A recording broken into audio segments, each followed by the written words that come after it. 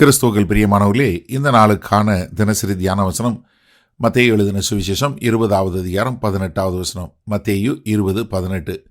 இதோ எருசலேமுக்கு போகிறோம், மனுஷகுமாரன் பிரதான ஆசாரியரிடத்திலும் வேத பாரகரிடத்திலும் ஒப்பு கொடுக்கப்படுவார், அவர்கள் அவரை மரண ஆக்கினைக்குள்ளாக தீர்த்து. இப்போ கர்த்தராகிய இயேசு கிறிஸ்துன்னு சொன்னார், நம்ம எருசலேமுக்கு போகிறோம். அது என்ன? எருசலேம் என்பது என்ன? அதுதான் யூதர்களுடைய பலி கொடுக்கக்கூடிய ஸ்தலம். அங்கே தான் தேவனுடைய ஆலயம். அதுதான் கர்த்தரை சொல்லக்கூடிய, அவர்தான் மேசியா என்று சொல்வதற்கான தீர்க்க தரிசனம். அது நிறைவேறக்கூடிய ஒரு காரியம். இப்போ இயேசு கிறிஸ்து தன்னுடைய இலக்கை நோக்கி போராரை ஒழிய அந்த இலக்கை அவர் விட்டு விலகவில்லை.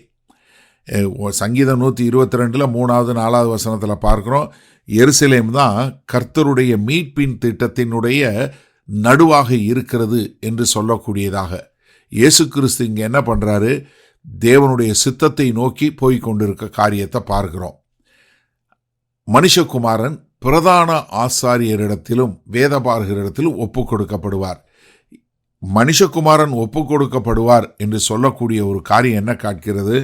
எப்படி ஒரு மனிதர்கள் அவரை காட்டி கொடுப்பாங்க, அதில் தேவனுடைய திட்டம் என்று சொல்லக்கூடிய காரியம் எப்படி நிறைவேறுகிறதுன்னு நம்ம தவறுதலாக நினைத்து கொள்ளக்கூடாது. கர்த்தராகிய இயேசு கிறிஸ்து சந்தர்ப்ப சூழ்நிலைகளெல்லாம் மாற்றிக்கொண்ட ஒரு அப்பாவி இல்லை.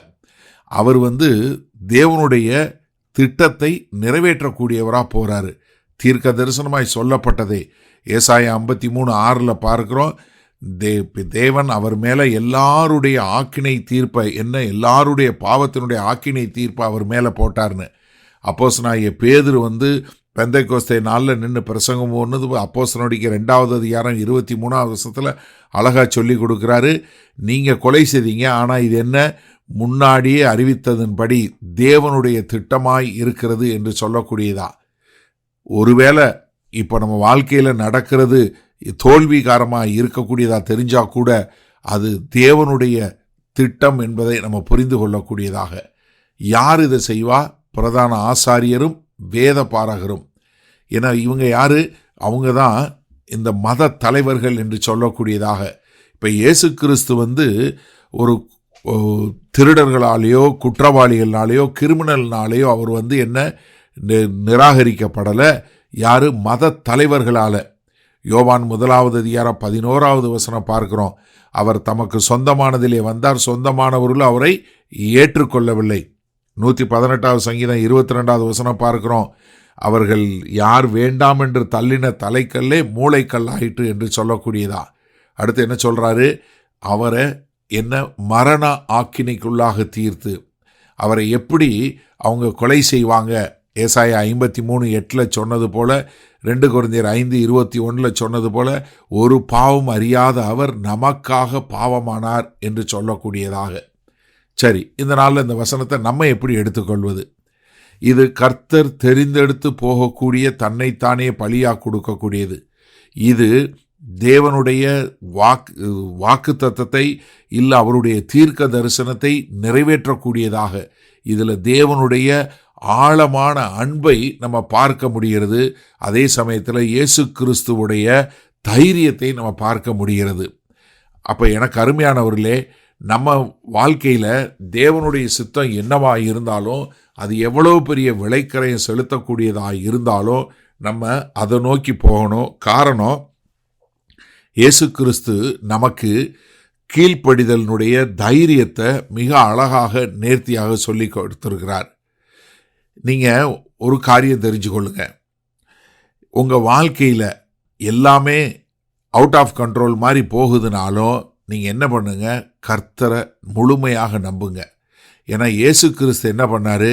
தன்னை முழுவதுமாக ஒப்பு கொடுத்தார். அது என்ன? அந்த காலகட்டத்தில் அது மிகப்பெரிய தோல்வியாக தெரிஞ்சது. ஆனால் அதுதான் தேவனுடைய திட்டம் என்பதை புரிந்து கொள்ளக்கூடியதாக இருந்தது.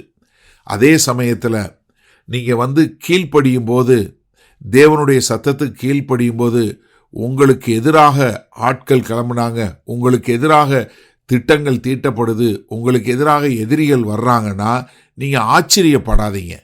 ஏன்னா இயேசு கிறிஸ்துவை அவருடைய சொந்த மக்களே நிராகரித்து அவருடைய வருகைக்காக காத்திருந்து அவர் வருகையை நோக்கி படித்து தங்களுடைய வாழ்க்கையை அர்ப்பணித்த அந்த மத தலைவர்களே அவரை என்ன பண்ணாங்க?